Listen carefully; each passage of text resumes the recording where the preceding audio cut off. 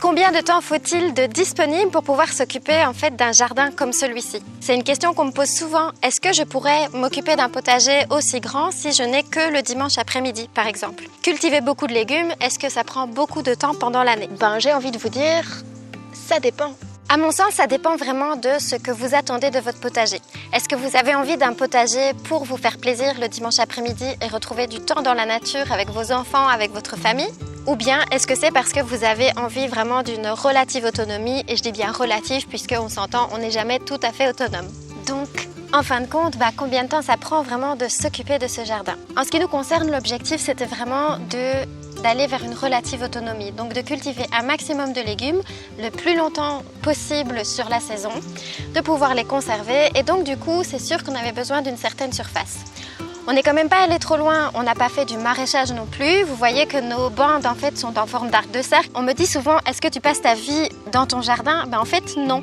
Ce qui se passe c'est que pendant la saison, il y a vraiment des cycles intenses et d'autres qui sont des longues phases de repos ou bien d'observation. Il y a évidemment d'autres moments dans la saison où c'est la grande récolte de tous les légumes qui ont poussé et évidemment il faut soit les conserver, soit les consommer, en tout cas il faut en faire quelque chose. En janvier-février, je commence vraiment à réfléchir concrètement à ce que je vais faire au jardin. En février et mars, je commence à faire la plupart des semis qui vont se trouver dans la serre. Il y a plusieurs moments de pic, entre autres, donc vraiment au moment du début de la saison, au mois de mars, où je vais semer beaucoup. Je vais juste m'occuper de mes semis pendant un mois ou deux. En début de saison aussi, il y a la préparation des bandes de culture juste avant que tous les semis aillent en terre. Donc là, c'est enlever la paille, découvrir, parfois passer la grelinette dans la terre, un coup de râteau par-ci, un petit peu de compost par-là. Mais par contre, à la mi-mai, tous ces petits semis sont devenus des grands plants et ils vont devoir tous aller en terre. Donc à la mi-mai, clairement, moi, si je suis seule, je prends une semaine complète pour pouvoir tout repiquer dans ce potager. Alors, on a quoi dans ce potager? On a 10 bandes de culture plus 6 grands bacs. Si je ne suis pas toute seule, au lieu de travailler 7 jours d'affilée, tout simplement, je vais prendre des amis, la famille et évidemment, dans ce cas-là, je ne travaille que peut-être la moitié de la semaine. Donc ça, c'est vraiment un moment de la saison où il y a beaucoup de travail. Ensuite, on continue à faire des petits semis et à entretenir, enlever un petit peu des mauvaises herbes, voir comment vont les plants, comment ils se portent et s'ils grandissent bien. Mais là, ça demande une présence relative, mais finalement pas tant de travail que ça. Par contre, là maintenant, on est au mois de juin et il va commencer à y avoir beaucoup de travail. Pourquoi? Parce que évidemment, tous ces plants ont produit des légumes et je vais devoir les conserver. Donc pendant l'été, il y a plusieurs journées qui sont vraiment consacrées à la conservation des légumes qui ont été produits. À ce moment-là, on peut demander un coup de main, par exemple, de nouveau à nos amis ou à la famille. Et puis après toute cette période de conservation pendant l'été, qui ne se déroule évidemment pas plein de jours d'affilée, mais en fait c'est ponctuel, environ une fois par semaine, il faut faire une grosse récolte et puis il faut transformer pendant quelques heures. Mais grâce à ça, on aura à manger pendant tout l'hiver. Lorsqu'on arrive en fin de saison, autour de l'automne, il y a deux choses à faire. Il y a le fait de préparer les bandes qui vont passer l'hiver sans culture ou bien avec un engrais vert pour pouvoir être protégées pendant l'hiver. Mais donc il faut que je prépare ces bandes-là pour le printemps. Et il y a aussi le fait de pouvoir semer et planter encore quelques légumes qui vont pouvoir être mangés dès le printemps arrivé. Donc finalement, ça prend combien de temps tout ça? Lorsqu'on me demande si je dois être là tous les jours, eh bien non, pas forcément. Par contre, je sais qu'il y a plusieurs moments dans l'année où je dois absolument être là. Au moment de préparer mes semis, de préparer les bandes de culture, de repiquer en terre, d'entretenir et de jeter un œil, de faire de nouveaux semis, de récolter et puis de transformer. Concrètement, ces moments, ça se situe vraiment au mois de février-mars. Là, j'y passe quelques soirées. Au moment du mois de mai, là, j'y passe quasi toute une semaine si je suis toute seule. Entre mai et juillet, c'est relativement calme. Je fais quelques nouveaux semis et je désherbe un petit peu, mais c'est plutôt cool. Pendant l'été, il y a quelques grosses journées et alors de nouveau à l'automne, j'y passe quelques journées pour pouvoir vraiment préparer la terre pour l'hiver. Ce qui fait que c'est possible, clairement, c'est parce que moi, je travaille à la maison. Donc si vous ne travaillez pas à la maison et que vous avez un emploi à temps plein, je vous conseille plutôt de choisir un jardin potager partagé, par exemple, pour pouvoir avoir quelqu'un qui passe de temps en temps et de vous y consacrer le week-end, par exemple. Si jamais vous avez envie d'avoir votre propre potager et que vous travaillez beaucoup, choisissez une petite surface dans ce cas-là. Comme ça, vous pourrez vous faire plaisir, avoir vos propres légumes sans que ça vous prenne trop de travail. Par contre, si vous avez envie d'avoir beaucoup de légumes et vraiment une relative autonomie alimentaire, il faut qu'au moins un membre de la famille ait soit un horaire relativement confortable pour pouvoir être présent à certains moments dans le jardin, par exemple un mi-temps, ou bien d'avoir de l'aide de la part des voisins ou de la famille. Par exemple, moi j'ai un travail qui est relativement à temps plein, mais comme il est à horaire libre, eh bien, je peux choisir le moment où je viens dans le jardin, ce qui fait que je peux surveiller mon jardin, surveiller les cultures et faire en sorte de ne pas laisser passer les moments importants. Donc du coup, un potager, c'est accessible à tout le monde, ça dépend vraiment de ce dont vous avez besoin et de faire un choix dès le départ pour que ça corresponde à votre réalité. Donc c'est sûr que tout au début, c'était finalement un peu plus stressant que ça ne l'est maintenant parce que je me retrouvais prise de court, parce que je ne savais pas que c'était à ce moment-là qu'il fallait faire les choses. Du coup, je devais me dépêcher ou je me sentais surchargée par la quantité de choses qu'il fallait faire. Donc là, c'est un petit peu dommage parce que le plaisir s'en va, mais on apprend quand même. Donc finalement, maintenant que je sais vraiment les moments de pic dans l'année, ça nous permet aussi de poser plus facilement par exemple des moments de congé ou de pouvoir se préparer à l'avance lorsque je veux appeler des amis à la rescousse pour pouvoir faire des récoltes ou pour pouvoir m'aider à installer les semis et les repiquages au moment du printemps par exemple.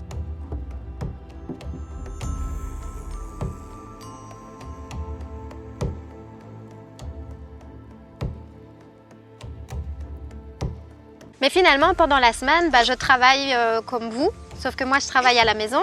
Et donc du coup, je passe dans le jardin, mais je ne travaille pas forcément beaucoup. Donc pendant la semaine, je viens voir si les plants vont bien, je viens voir s'il y en a un qui a particulièrement soif. Bouchou. On a un petit chat qui est un petit peu sensible et qui est traité, qui était malade quand il était petit. Et donc il est un petit peu plus sensible que les autres chats. Oui, voilà, que pendant la semaine, finalement, je viens un petit peu désherber, je vois si certains plants ont soif, je vois dans combien de temps je vais devoir, par exemple, repiquer un autre légume.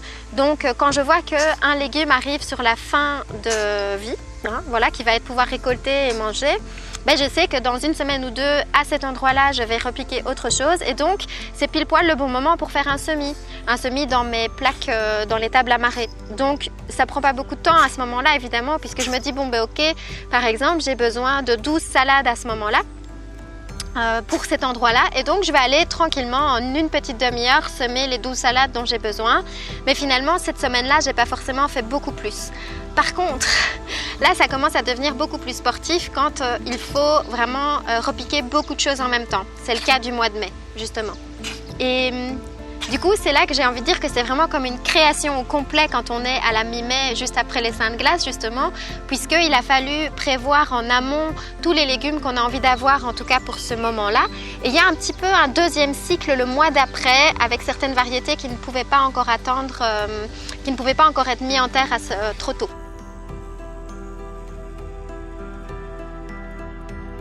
Donc finalement, une fois que le mois de mai est installé et que tous les semis et les plants sont repiqués, on peut encore évidemment semer et repiquer plein de choses. Donc là, ça dépend de jusqu'où vous avez envie d'aller, à combien de légumes vous avez envie d'avoir. Donc on peut s'arrêter là finalement et se dire ce que j'ai semé au mois de mai, c'est tranquille et je fais plus que quelques salades. Ou bien on va plus loin et toutes les semaines on repique des salades, des haricots, jusqu'à ce que la température ne le permette plus, par exemple, parce qu'il fait trop chaud. Et on s'adapte de semaine en semaine avec le climat et la température et ce qu'on peut encore faire comme culture.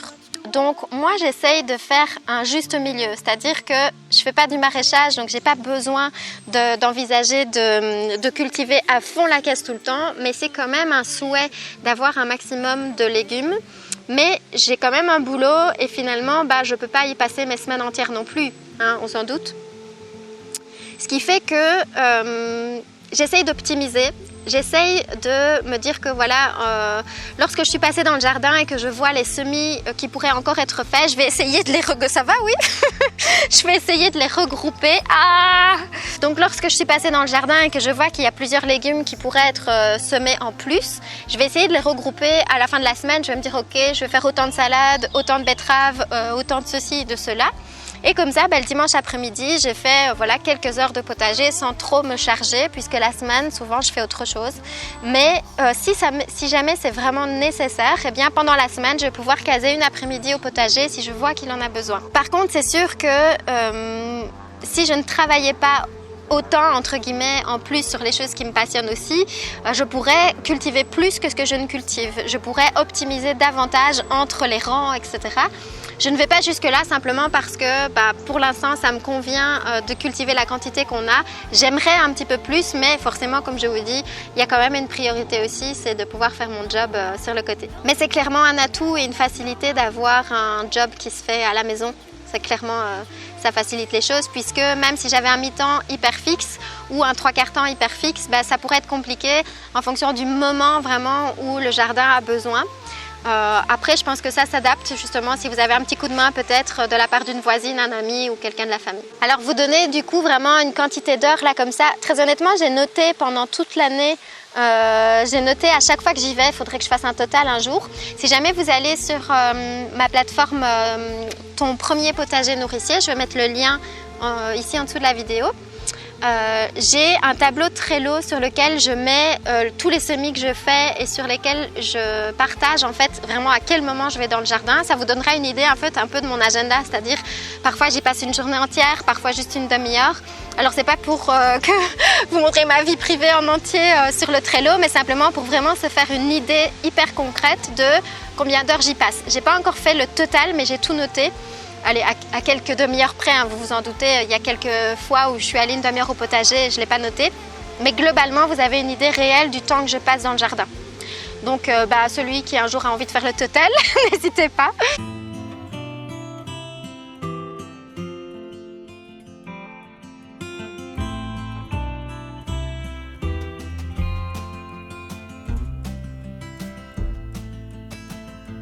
Et puis je pense aussi que le temps qu'on y passe s'optimise et se facilite au fur et à mesure des mois et des années qu'on va dans son jardin.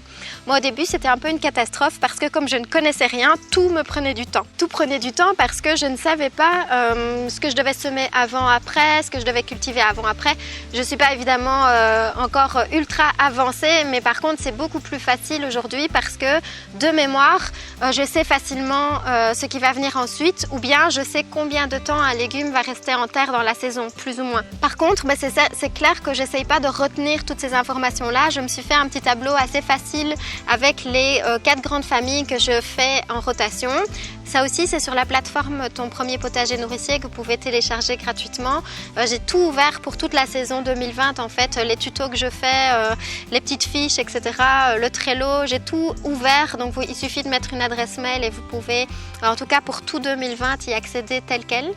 Et ces petites fiches, en fait, elles m'aident à ne pas trop devoir retenir non plus. Ça veut dire que je sais quel légume va avec quel légume. Il suffit que je regarde sur ma petite fiche, je sais de quelle famille c'est et je sais à quel moment je dois les semer. Et c'est beaucoup plus facile, en fait, pour moi de fonctionner comme ça.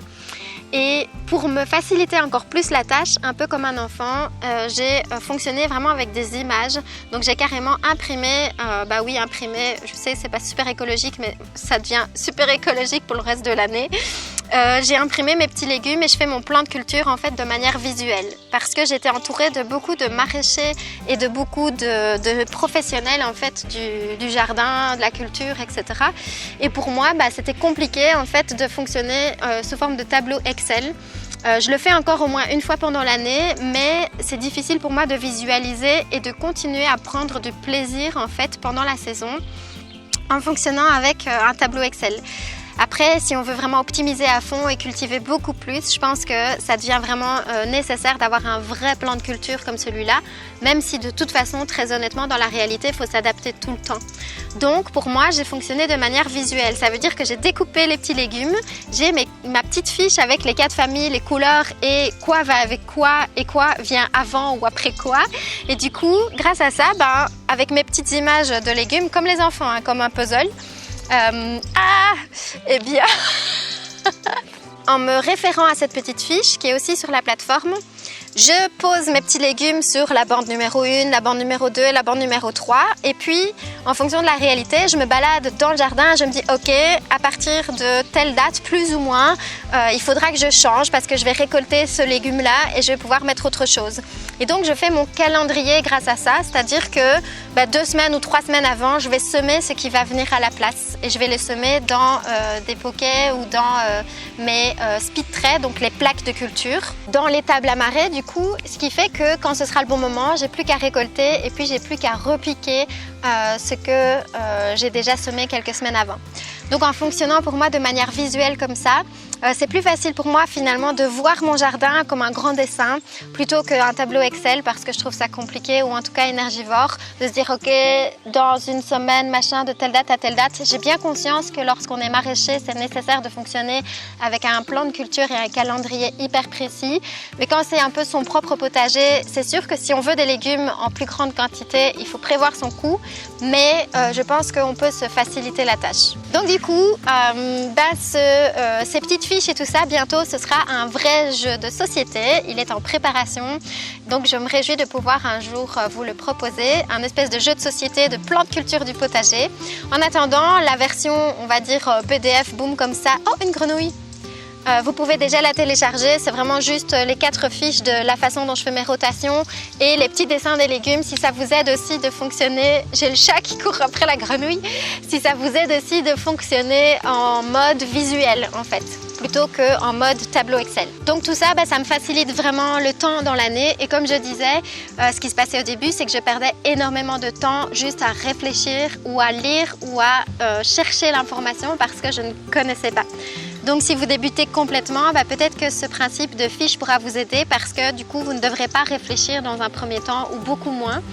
Je ne dis pas que c'est la seule solution de fonctionner, évidemment au potager, on entend tout, vous le savez, tout et son contraire d'ailleurs, moi j'étais paumée au début. Et finalement, moi je me suis référée à cette méthode-là pour ne plus avoir à réfléchir tout en sachant qu'il y a plus d'options que ça. Ça ne veut pas dire que ces règles sur cette petite fiche-là, ce sont les seules et qu'il ne faut pas faire autrement. C'est juste que celle-là, elle fonctionne. Moi je l'ai, évidemment, elle ne m'appartient pas évidemment. La méthode de rotation comme celle-là, je me suis simplement, j'ai appris ça auprès de plein d'autres personnes. Et en fonctionnant comme ça, même si je sais que plus tard je pourrais apprendre encore d'autres choses, au moins j'ai un résultat en fait, un résultat sans me cramer le cerveau et en ayant des légumes et sans y passer mes nuits à réfléchir à ce qui va devoir venir avant ou après. Voilà, donc moi ce que je ferais en fait pour savoir un peu quelle surface de potager je devrais faire, je réfléchirais vraiment à mon envie et mes besoins, c'est-à-dire de quoi j'ai envie en termes de production. Est-ce que j'ai envie que ce soit vraiment une certaine autonomie ou juste pour le plaisir? Et finalement, le temps, on va s'adapter en cours de route, très honnêtement. Moi, la première année, j'étais un peu perdue et j'y ai perdu beaucoup de temps, donc ça m'a surchargée et puis on s'adapte. Donc si jamais vous commencez votre potager et que vous vous rendez compte que ça ne correspond pas au temps disponible que vous avez, vous allez vous adapter en quelques semaines, en quelques mois, très vite parce que simplement, c'est le jardin qui va vous le dire. J'ai plus besoin ou j'ai moins besoin. Donc finalement, on suit un petit peu son instinct à ce moment-là.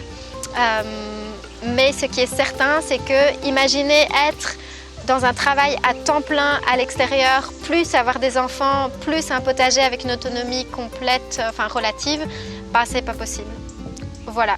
Par contre, ce qui est possible, évidemment, c'est de grandir petit à petit, d'ajouter des bandes petit à petit, des bacs petit à petit, d'optimiser de plus en plus.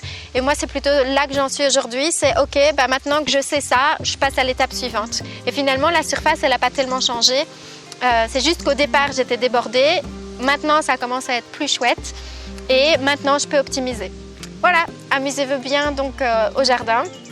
Si vous avez des questions par rapport justement au temps que je passe et comment je m'organise pendant l'année, n'hésitez pas à me le demander en commentaire. Et puis, je vous le rappelle, il y a la petite plateforme qui est ouverte. Le lien est juste en dessous de la vidéo.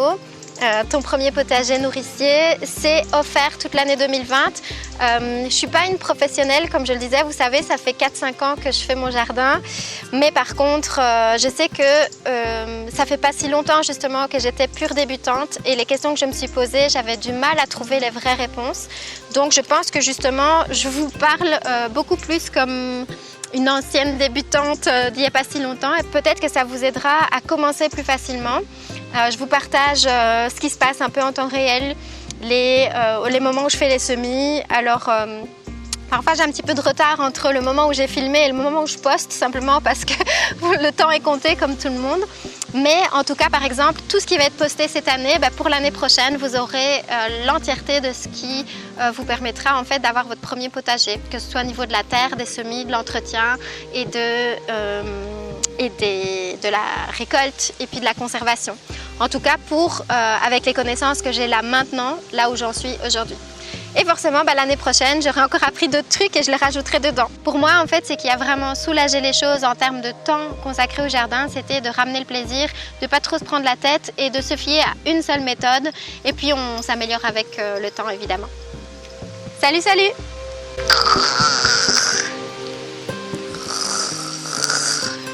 Aïe!